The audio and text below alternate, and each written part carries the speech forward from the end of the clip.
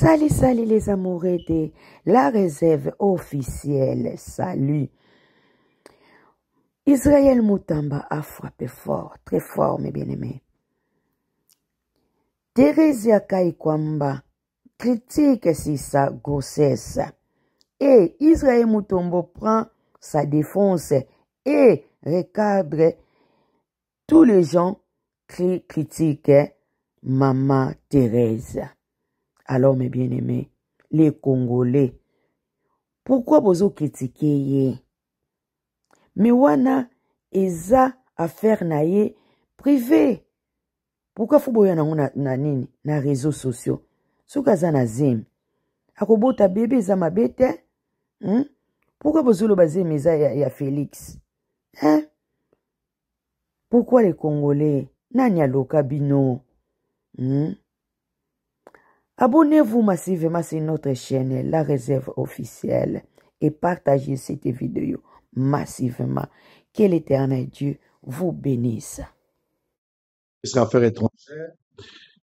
Mama Kaikwamba aza mwasi oyo tango toko bundawa po guerre sili nanu te tant que Bukavu Goma na ba parti mosusu ezala nu sous l'occupation ya ennemi guerre sili nanu te. Et pendant ce temps-là, mama wana bundi bato nyonso babeteli ye maboko, bato nyonso balobi ke mwasi mobali ye. Tozala na ba mémoire ya mikuse te. Madame Kaikwamba a été applaudie par tout le monde ici. Topesi maboko to soutenir ye to lobi malamu pona ye. Cette femme a fait une fierté. A memi combat atamboli nango bato nyonso ba moni ye. Lelo to lamuki na tongo bato bandimi kozwa risque ya kobanda ko sape honneur ya mwasi oyo Kaikwamba. Ayibi eloko ya mutu te, abomi mutu te, aswani na mutu te, abotoli pe mobali ya mutu te. Donc, pour la vie privée na ye. Donc, na Congo, personne n'a le droit d'avoir sa vie privée. Alors qu'il y a une vie privée, il y a aussi une vie publique. Et lui, quand le bâtait, le rôle Azali, ministre des Affaires étrangères, c'est qu'Azan a droit à Gobota. Azan, moi, si la femme, selon ma information, elle peut avoir 40 ans ou 42 ou 40 ans, je ne sais pas. Револон. Восстановим контроль над вашими финансами. Если ваши средства были заблокированы или исчезли в результате сомнительных операций. Azan la quarantaine, selon ma information, pour ne pas tâtonner. Azanan, Kobot ezali pamboli. Soki mama oyo a servir biso mboka, Azan la mobali na ye. Eza vie privée na ye. Mobali na ye, na boyokani na bango, et puis Kobota c'est une bénédiction. Et comme il n'est comme wana. Biso toza banali poto réfléchir soki maman na ifala kozwa maman wana azwi zemi et kangi mboka na nini. Un peu de pudeur quand même. Un peu de pudeur. Na yebi ke mboka na biso toza mboka tolingaka masolo. Soki li solo za na Congo te bat ba mona lokwa mboka ezotambola malamu te. Mais Kaikwamba azweli république zemi te. Zemi na ye memisi ngambo na mboka te. Elle a quand même droit à sa vie privée. Un peu de respect pour cette grande dame. Ou a sali fierté à mboka na kati ya combat, na diplomatie awa. Vous avez vu comment cette femme a mouillé les maillots. Mais aujourd'hui, bolingi bo ternir image à cette dame, a comme a victime ya vie privée na ye. Il fallait ça la nini. Ami Boma, azwaze mite, mais aza mwasi ya mutu. Aza na mobali. Aza na mobali. Aza mwasi ya liboso aboti te pendant ka baza na musala.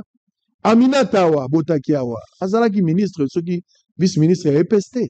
Est-ce que ça là qui problème? Il est pas azala mobile, c'est leur vie privée. Toko la mukana tongo le londenge tozala, toko la mukana tongo. Ce qui est possible. To la mukana tongo maman premier ministre Soumino azuizemi. Ce qui est possible, azala mobile. Ce que biso to sala ngo problème, to lo bake pourquoi Soumino azuizemi? Non, c'est une femme. Bazala mibali na bango, bazala ba vie privée na bango. To critiquer Soumino, premier ministre na musala na ye. Et Naza convaincu que ceux qui t'ont critiqué dans Moussala, c'est ça l'objectivité. T'ont critiqué Kaikwamba na Moussala na ye. T'ont critiqué Basi Nyonso Bazo Sala na Misala na Bango. T'ont critiqué Basi Wanate parce que Bake Kobota. Olive Lembe Kabila.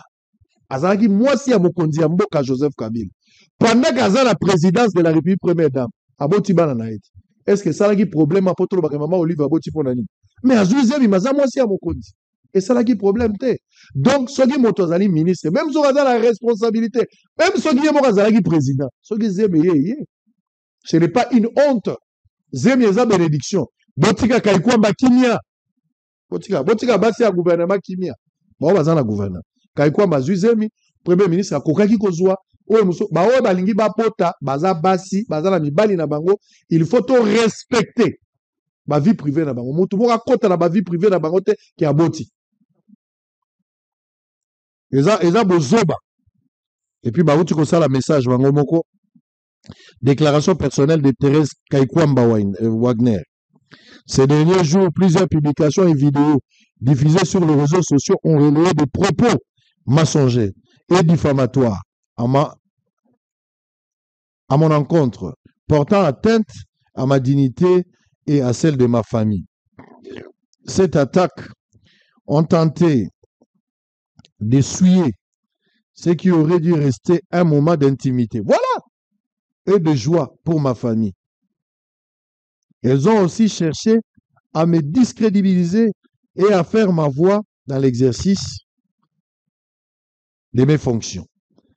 Face à cette banalisation du mensonge, j'assume pleinement ma responsabilité de protéger mon enfant, de préserver ma famille et de poursuivre avec sérénité et concentration l'exercice de mes fonctions. Mais effectivement, à cet effet, j'ai chargé les cabinets Altius basés à Bruxelles d'engager des poursuites pour diffamation, atteinte à la vie privée et programmation des fausses informations dans les pays où ces individus et entités opèrent, notamment en Belgique, en Suède et aux États-Unis d'Amérique.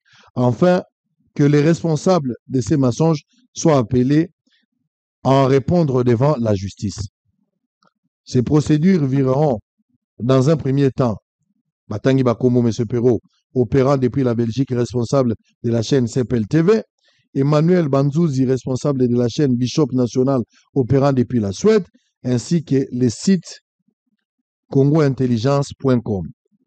Des démarches seront également entreprises auprès des plateformes concernées qui servent de relais à la diffusion et à la monétisation de ce contenu mensonger. Au sommet de la publication de la présente déclaration, les éléments de preuve auront été saisis par le huissier désigné avant qu'il ne puisse être supprimé. Au-delà de ma personne, cette action s'inscrit dans le combat de toutes les femmes contre les violences, qu'elles soient physiques ou verbales.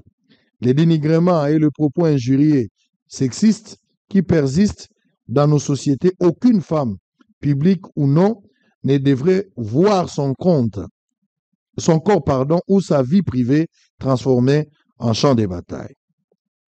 Dans un contexte où notre pays fait face à la guerre et à la souffrance des millions de Congolais et de Congolaises, je refuse d'être détourné de ce qui professionnellement compte le plus à mes yeux, la défense de notre souveraineté, la protection de nos populations et à la recherche de la paix. Ainsi, je laisse à mon équipe juridique désormais les soins de mener à terme le travail engagé afin que justice suive son cours pendant que je continue à me consacrer pleinement à mes responsabilités ministérielles. Fait à Kinshasa le 7 novembre 2025, Thérèse Kaikwamba Wagner. Donc, bozomona bokomi tina niveau ya kosukisa ye motema mwasi ya moto mama ya bato nayebi te même ata tozoluka masolo tobeta masolo mosusu mais la vie privée intimité na ye pourquoi il fallait détruire ternir koyokisa mwasi opasi kozwa zemi na ye et engager mboka na nini alors que c'est une femme ya moto mobali na ye azali aza mama ya bato c'est quoi le problème donc soki masolo ezangi biso tozanga masolo basi oyo nyonso baza na gouvernement bazali bamandateur basi oyo baza kotravailler na baentreprise publique ya l'État soki oza na mobali na yo ozwi occasion ya kobota na ndenge na yo ezo engagé mboka te vous en avez le droit et biso toza na obligation ya korespecter yango. Je ne suis pas d'accord avec ça. Lolenge makambo esala meza malamu. Un peu de respect quand même pour cette dame là oyo abundi mpo na mboka, ce n'est pas intérêt.